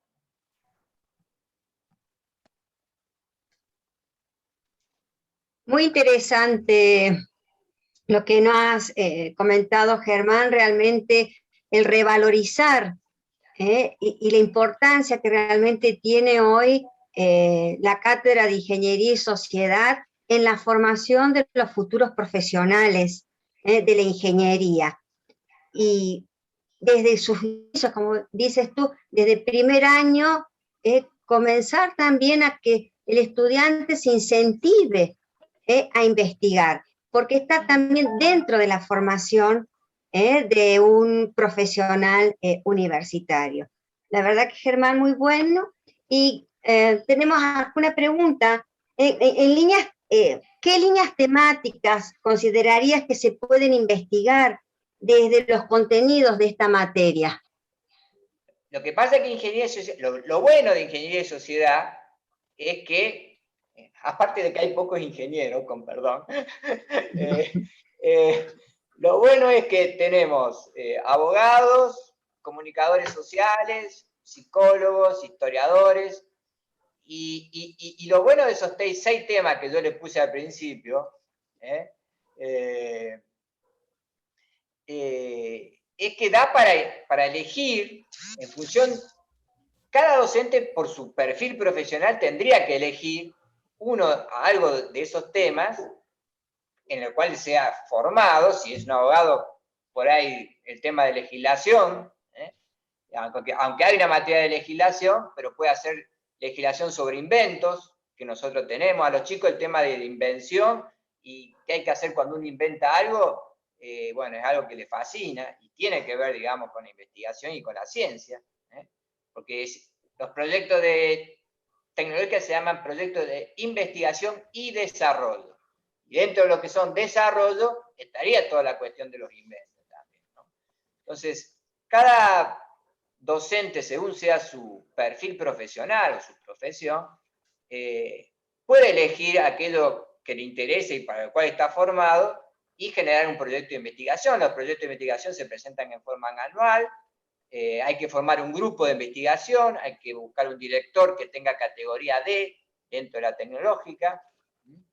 Él puede ser director, después que puede tener o no tener un vicedirector, y después, bueno, elige los docentes e investigadores que estén interesados, que pueden ser de ingeniería de sociedad, pueden ser docentes de tecnología, pueden ser docentes de otras universidades, y después elegir los alumnos que estén interesados, y allí se forma el equipo de investigación, y bueno, se buscará una hipótesis, cómo comprobar esa hipótesis, a través de qué métodos, se fijarán los objetivos de la investigación, todo eso está en los datos PIC que uno tiene que llenar, y bueno, y se presentan. Yo este es el tercer PIC que estoy dirigiendo, que básicamente lo mío es ergonomía. Yo soy psicólogo laboral, pero los proyectos son aceptados en su gran mayoría, se aprueban con modificaciones muchas veces, uno tiene que modificar, pero de parte del rectorado, digamos, hay muy buena voluntad y hacen el camino fácil para aquellos que estén interesados en generar, digamos, un proyecto de investigación o en participar en un proyecto. Lo más fácil es participar. Si yo estoy interesado en participar, ¿qué hago? Voy a la Secretaría de Ciencia y Tecnología de mi facultad regional y me fijo en los proyectos de investigación, aquel que pienso que yo puedo participar, pido al director que me incorpore y me va a incorporar. Ahora, si yo ya tengo categoría D, ahí voy formando mi primera categoría, que si mal no recuerdo es F, y a medida que yo participo en proyectos y me hago más antiguo, puedo gestionar una categoría D que me da la posibilidad de dirigir mi propio proyecto de investigación, ¿no? Aquí, perdóname que te interrumpa, Jimena Crena dice que le cuentan a algunos ingenieros ya retirados que en Integración Cultural 3 se veían temas como arte del Renacimiento y del Barroco. Dice que no sabe si era un tema de currícula o un aporte del profesor de la época, pero que le sorprendió la diversidad de contenidos de la parte humanística que se abordaban. Y piensa que, entonces, esa pregunta en concreto, ante la idea de que el ingeniero tenga una formación humanística amplia, ¿qué aportes crees tú que podemos hacer hoy? ¿Qué aportes podemos hacer nosotros como docentes para esa formación humanística del ingeniero? Pregunta Jimena. Y yo les diría que vean una película italiana que se llama La Isla de la Rosa. Está en Netflix y se puede ver. Buscar ejemplos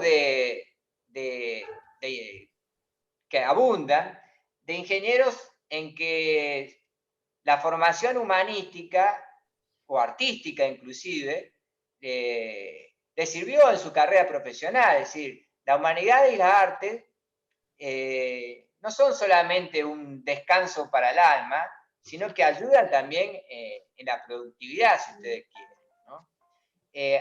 Yo a esa docente le recomendaría que lea un libro que se llama La cuestión de la técnica, de Heidegger, un filósofo alemán de la década del 50, que son 9 hojas, se llama La cuestión de la técnica, en donde él dice, la tecnología se reflexiona y se analiza saliendo de la tecnología. Yo a través de las artes puedo reflexionar sobre la tecnología, pero no me puedo poner a pensar sobre la tecnología dentro del pensamiento tecnológico. Dice muchas cosas Heidegger en ese artículo, pero una es esa, digamos. Desde la humanidad y la arte yo voy a tener una visión mucho más lograda de la tecnología si solamente soy un tecnólogo. Ese es el aporte que hacen la humanidad y las artes.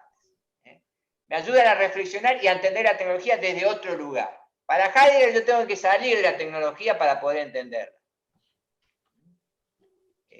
Bien. Para poder entender el mar, tengo que salir del mar en la playa y mirar todo el mar. Cuando estoy nadando en el mar, veo olas, no entiendo la totalidad, veo una parte, digamos. Bien. Tengo que salir y mirar. Bien. Rubén Soro quiere hacerte una pregunta, Germán. Adelante. Bueno, gracias. Primero, rompo un poco el protocolo, eso me caracteriza mucho porque debería hacer la pregunta por chat. Y No ahí diga, Gerardo, ingeniero, no diga. Sabía que Gerardo iba a intervenir, vi la carita cuando puse. Pero, no, primero que excelente los dos expositores, los distintos enfoques, y decirte, Germán, que estás produciendo indudablemente una movilización muy importante con esto que acabas de decir, de jerarquizar la ingeniería y sociedad.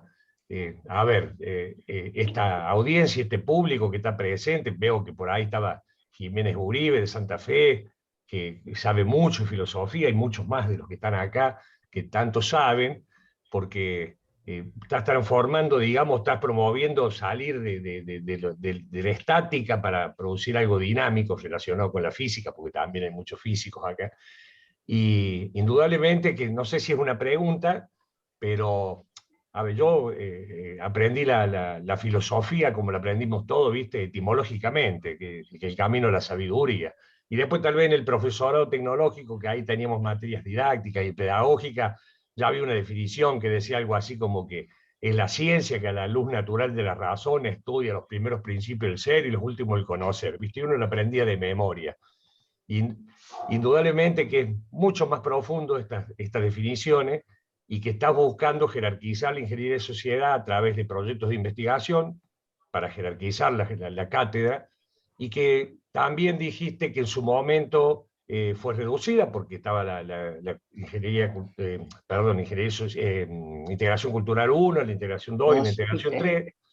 Entonces a mí me parece también que hay toda una movilización, y que estas GISO no solamente deben servir, por supuesto, para jerarquizar la cátedra, para jerarquizar el departamento básicas, pero también para contribuir con una formación integral del ser humano. O sea, yo siempre creo que el arte y la ciencia van de la mano, no puede existir una cosa sin la otra, y siempre por ahí se ríen de mí en la parte política cuando una fórmula de la física es mi forma de militar la gestión, ¿no? Y digo que me identifica mucho una fórmula que habla del impulso y la cantidad del movimiento, que somos una fuerza en el tiempo que generamos un movimiento.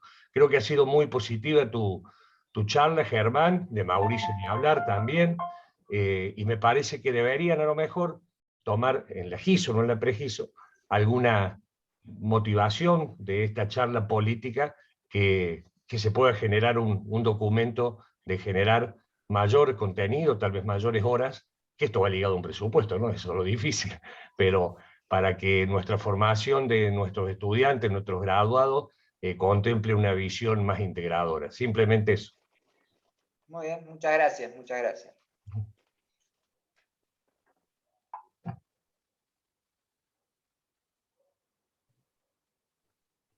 Tengo problemas con mi internet. René, por favor, ¿quisieras realizar el cierre ya de la exposición de Germán?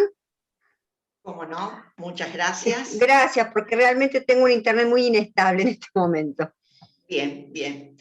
Bueno, yo creo que hemos asistido a dos extraordinarias exposiciones, más que oportunas, en este contexto que hemos atravesado y todavía estamos atravesando. Así que, si bien, como dijo el ingeniero Soro, han sido dos temáticas bien diferenciadas, pero a los fines de nuestra actualización académica, bienvenida sea. Ambas exposiciones me parece que nos permiten reflexionar en los necesarios cambios que académicamente se deben aplicar para las cohortes del presente. Los cursantes pertenecen a la cultura digital por grupo etario y como futuros profesionales van a integrarse a nuevas formas de producción, que va a ser la economía digital. Esa economía digital va a atravesar a la economía del conocimiento, a la economía circular y a cuántas nuevas líneas más de economía que vayan surgiendo. Por lo tanto, aprovechando que se encuentra presente la señora secretaria académica del rectorado, le solicitamos la actualización de los contenidos de esta materia que tiene la responsabilidad justamente de una formación integral, pero en esta etapa es de una formación para un conocimiento significativo. El alumno necesita conocer lo que va a aplicar. Eso es propio del aprender de nuestro presente. Considero que a la actualización de los contenidos ahora hay que agregarle habilidades digitales y especialmente desde esta materia las famosas habilidades blandas que tan necesarias se están constituyendo para integrarse activamente a la sociedad.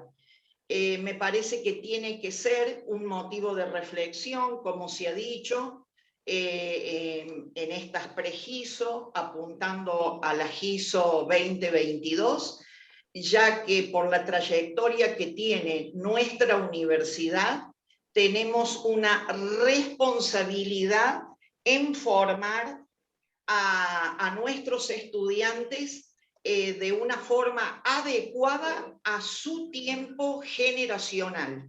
Ahora hay que pensar en qué necesita el estudiante.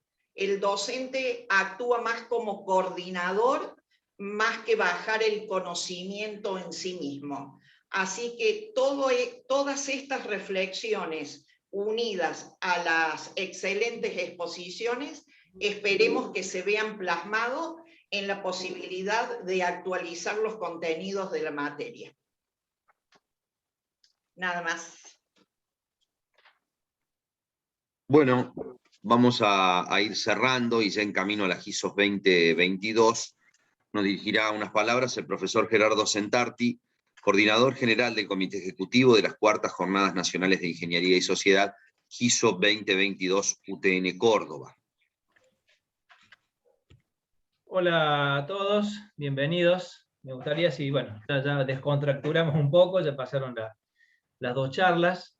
Quería en principio agradecer a las autoridades presentes por la predisposición y por la participación en esta pre-GISO, a los expositores, a Mauricio Salazar y a Germán Generich, que, bueno, como bien dijeron en algún momento, en principio las charlas estaban más orientadas al tema de la psicología educacional. La de Germán también iba a estar un poco orientado a eso, de acuerdo a su perfil también de psicólogo.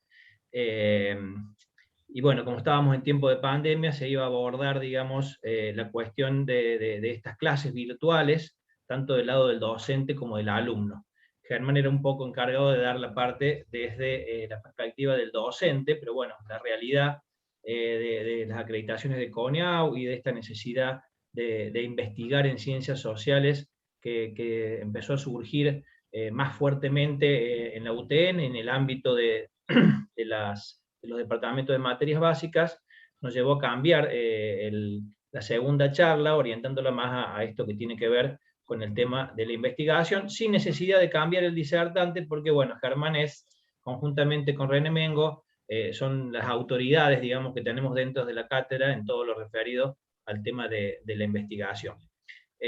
Aparte quería agradecer al Departamento de Materias Básicas, que siempre nos da su apoyo en el nombre del doctor Conrado Gallardo, y a toda la cátedra de Ingeniería y Sociedad de la Facultad Regional Córdoba, los 18 que tenemos, digamos, a cargo y en el hombro la organización de la GISO, que, bueno, como se dijo al inicio, se iban a hacer en el año 2020, nos agarró en un proceso ya bastante evolucionado del desarrollo de los trabajos y de correcciones y de la entrega de las plantillas finales.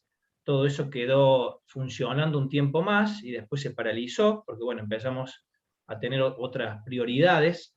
Entonces un poco la idea de ahora es bueno, hablar un poquito de esto y que quede abierto a que ustedes hagan las preguntas que consideren necesarias, digamos, o dudas que tengan con respecto a esta GISO 2022. También quería agradecer a las universidades vinculadas, que son las universidades de Buenos Aires. Las universidades vinculadas les decimos a las universidades que ya hicieron la GISO. Estas son las cuartas GISO, como ya han mencionado varios, nacen en Buenos Aires, después se trasladan al sur, a la Patagonia, a Chubut, a Puerto Madryn, después se hacen en Avellaneda, y ahí nosotros nos surge, conjuntamente con el decano, con el director de Básica, con Conrado, la idea de traerlas acá, junto con la Secretaría de Extensión Universitaria, también Olivo Aneiro, junto con la Secretaría de Relaciones Institucionales y Responsabilidad Social Universitaria, el ingeniero Marcelo Bravo. La idea de traerlas acá porque, bueno, ya veíamos que crecían las jornadas, queríamos hacerlas acá. Había un pedido de las regionales de hacerla en Córdoba, porque si bien, bueno, son jueves y viernes, después el fin de largo siempre sirve, y Córdoba les encanta a los santafesinos, a los porteños y el resto del país, como para hacer unas GISO extendidas a un fin de semana de descanso en las sierras. De Buenos Aires siempre aportan, digamos, entonces esas universidades vinculadas son Buenos Aires, donde un poco la cabeza es la profesora Milena Ramallo, en Chubut Santiago Rainoldi, y en Avellaneda la ingeniera Karina Ferrando. En esta jornada, como dijo Conrado al inicio, hemos superado las expectativas. Como queremos hacerlas presenciales, hubo una idea de hacerlas este año virtuales, pero bueno, priorizamos, conjuntamente con esas facultades vinculadas, la idea de hacerlas presenciales. Entonces, por eso es que decidimos pasarlas al 19 y 20 de mayo del año que viene. Si esto continúa, que ojalá que no, yo creo que ya no va a continuar, las vamos a hacer presenciales esos días en la Facultad Regional Córdoba. Si no, bueno, las haremos esos días de manera virtual, ojalá que no suceda eso, porque la idea, digamos, es que, bueno, que presenten los trabajos, pero que también nos veamos, que nos juntemos, que podamos participar, las charlas de pasillo, bueno, que son bastante enriquecedoras. Juntarse genera cuestiones que por acá en los cuadraditos no podemos preguntar, o no nos animamos, o no podemos hablar todos al mismo tiempo. No se generan esos espacios de pasillo, de comida, de café, de compartir cuestiones, digamos, que tienen que ver con el dictado directo de la asignatura. Ahí nos preguntamos cómo la dicta uno, cómo la dicta otro, en qué proyecto de investigación estás. Hay una red, digamos, de vinculación que la produce solo la presencialidad. Por eso es que vamos a intentar, yo creo que se va a poder hacerlas el 19 y 20 de mayo de manera presencial en la UTN Córdoba. Como no queríamos que pase de tanto tiempo sin juntarnos, aunque nos habíamos juntado ya en las jornadas de inclusión, que se organizaron también desde el Departamento de Materias Básicas el año pasado, en mayo, no sé si recuerdan, y nos encontramos por ahí en algunas cuestiones que también tienen que ver con la materia, como la creación de esta nueva red, que se está formando, no es que esté creada, recién se está formando, las redes se forman de abajo hacia arriba, o sea que tienen que ir sumándose docentes de las materias, no solo de ingeniería y sociedad, sino de todas las materias de ciencias sociales. Hay que sumar gente de legislación, hay que sumar gente de economía, y todas las materias que tengan alguna vista social y que formen parte de las currículas de las carreras de la UTN, no solo de las carreras de ingeniería, en esa podemos pensar también en ampliar las licenciaturas y otras. La idea es que nos juntemos en un espacio que nos permita compartir cuestiones más allá de la GISO, agrandar la GISO, digamos, al resto de las áreas de ciencias sociales. Estas pre-GISO nacieron con esa idea de no dejar pasar tanto tiempo, de juntarnos aunque sea de manera virtual. Superaron las expectativas porque si bien han estado 100, 110 personas, la inscripción fue de 200. Como bien dijo también Conrado, 29 facultades regionales, creo que es la mayor presencia de facultades regionales que ha tenido una actividad vinculada a la GISO. Y bueno, la idea mía era de hablar ahora un ratito para comentarles un poco y que después abrir las preguntas, si tienen, sobre todo aquellos que estén inscritos o hayan estado inscritos a la GISO. Había 144 inscriptos en la GISO, se habían presentado 48 trabajos, estaban presentados y aprobados. Hubo 2 trabajos que fueron rechazados y ya se avisaron a los autores, y había 5 en proceso de aprobación. Luego habíamos abierto en su momento ya la entrega de las plantillas de exposición. Esas plantillas de exposición era una hojita 4 que habíamos consensuado ya desde la GISO anterior, desde la GISO de Chubut. En la primera no estaba eso, como para hacer un resumen, digamos, de las exposiciones, de las presentaciones que se hacían de esos trabajos dentro de las jornadas. 21 de esas plantillas ya habían sido presentadas en su momento. Para la GISO que viene no se va a volver a abrir presentación de trabajos, se van a tomar los trabajos que ya estaban presentados, que ya habían sido corregidos, y había 5 trabajos que estaban en proceso de corrección, que esos trabajos sí se los va a tener en cuenta. Esa es una determinación que se ha tomado, digamos, desde la comisión organizadora, porque el proceso ese ya estaba hecho. Tampoco se va a permitir actualizar esos trabajos, pero sí se va a permitir actualizaciones que tengan que ver con evoluciones que hayan sufrido las investigaciones, o evoluciones que hayan tenido cambios por ahí que se hayan planteado con este tema de la pandemia.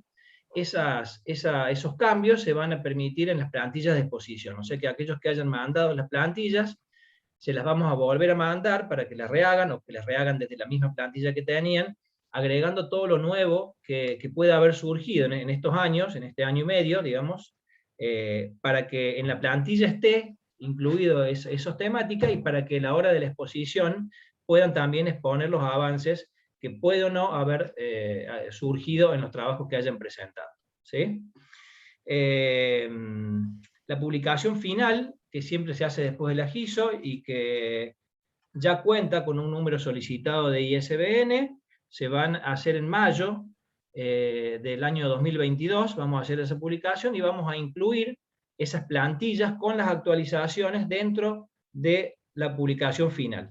O sea que en la publicación final van a estar todos los trabajos presentados y aprobados, y cada trabajo va a tener incluida también dentro de la presentación con ISBN su propia plantilla con la actualización que cada uno de los expositores considere pertinente. Sí vamos a abrir las inscripciones, pero sin la posibilidad de sumar nuevos trabajos. ¿Sí? No sé si quieren participar, por ahí ya no usemos más el chat, y si tienen alguna pregunta. Esto un poco respondía a las preguntas que han ido surgiendo, que han ido mandando los que habían presentado trabajos, y que, bueno, no sabían un poco en qué estado de situación se encontraba la GISO 2020 en su momento, ahora GISO 2022, así que un poco respondía a esas inquietudes. Pero si surgen otra serie de inquietudes de aquellos que han presentado trabajo y ahora quieren expresarlas, con muchísimo gusto se las podemos ir respondiendo.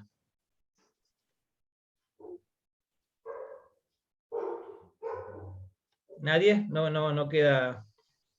Ahí subió Milena Ramallo un link de la red Rexi, que es un link de Google Docs que hemos generado, en la idea de que se vayan sumando los datos de aquellos que están interesados en sumarse a la red, a la vez tiene posibilidades de sugerencias y cuestiones que tienen que ver con, bueno, con la creación con la idea de creación, digamos, de esta red, que nacerá de los docentes, que luego irá a los departamentos, que pasará por los consejos departamentales, y que bueno, iremos viendo cómo puede ir creciendo, en la idea de seguir juntándonos y seguir creciendo, no solo como cátedra de Ingeniería y Sociedad, y como nombró recién el doctor Conrado Gallardo, de que estas jornadas se transformen en vez de GISO en CONISO, por ejemplo, Congreso Nacional de Ingeniería y Sociedad. Por ahí pasa no solo a ser de Ingeniería y Sociedad, sino de Ciencias Sociales, que un poco nombraba recién también el ingeniero Rubén Soro, en la idea de ir creciendo y que las ciencias sociales vayan ocupando un espacio cada vez mayor, digamos, dentro del dictado de las carreras de ingeniería. Como también han ido sufriendo algunas modificaciones, recién Germán Generil también mostraba esos 6 ejes que tenemos como materia, y que después cada regional por ahí arma un programa en base a esos 6 ejes. En esos 6 ejes también, a partir de la jornada de inclusión del año pasado, que en muchos casos, por ejemplo en Córdoba ya estaba incluido, pero se han ido sumando temáticas de inclusión, temáticas de género, cuestiones que claramente cuando va cambiando la sociedad va cambiando todo. Entonces Ingeniería y Sociedad tiene un poco la responsabilidad medio casi única dentro de las carreras de las asignaturas que hay dentro de las carreras de ingeniería, para hacerse un poco cargo de estas cuestiones, así que cada uno con su impronta ha ido incorporando también estas cuestiones, y quedan seguramente un montón de cuestiones por incorporar. Siempre estamos abiertos a incorporar nuevas cosas a la temática de la materia. Por ahí no se puede tanto, porque la carga horaria, como también se dijo, se ha ido reduciendo sostenidamente. Creo que ya no se puede reducir más. Sería bueno tratar de empezar al revés, de empezar a ampliarla en vez de reducirla, o tal vez pensar en una ingeniería y sociedad para cuarto año, o para más finalizando la carrera, para acompañarlo al alumno al inicio y también al final de la carrera, en lo que tiene que ver con su inserción en el mundo laboral. ¿Sí? No sé si hay alguna pregunta. Sí, perdóname, Gerardo. Rafael Cura levantó la mano, creo que quiere hacer una pregunta. Ingeniero Cura, están presentes siempre en todas las GISO, el ingeniero Cura. Si es el de Bahía Blanca. Un gusto, un saludo a todos. Tenemos muchos amigos acá, así que es hermoso estar juntos con tantos queridos y queridas. Simplemente felicitarlos, Gerardo y todo el equipo de ustedes, por esta pre-GISO y también por la organización de GISO 2022.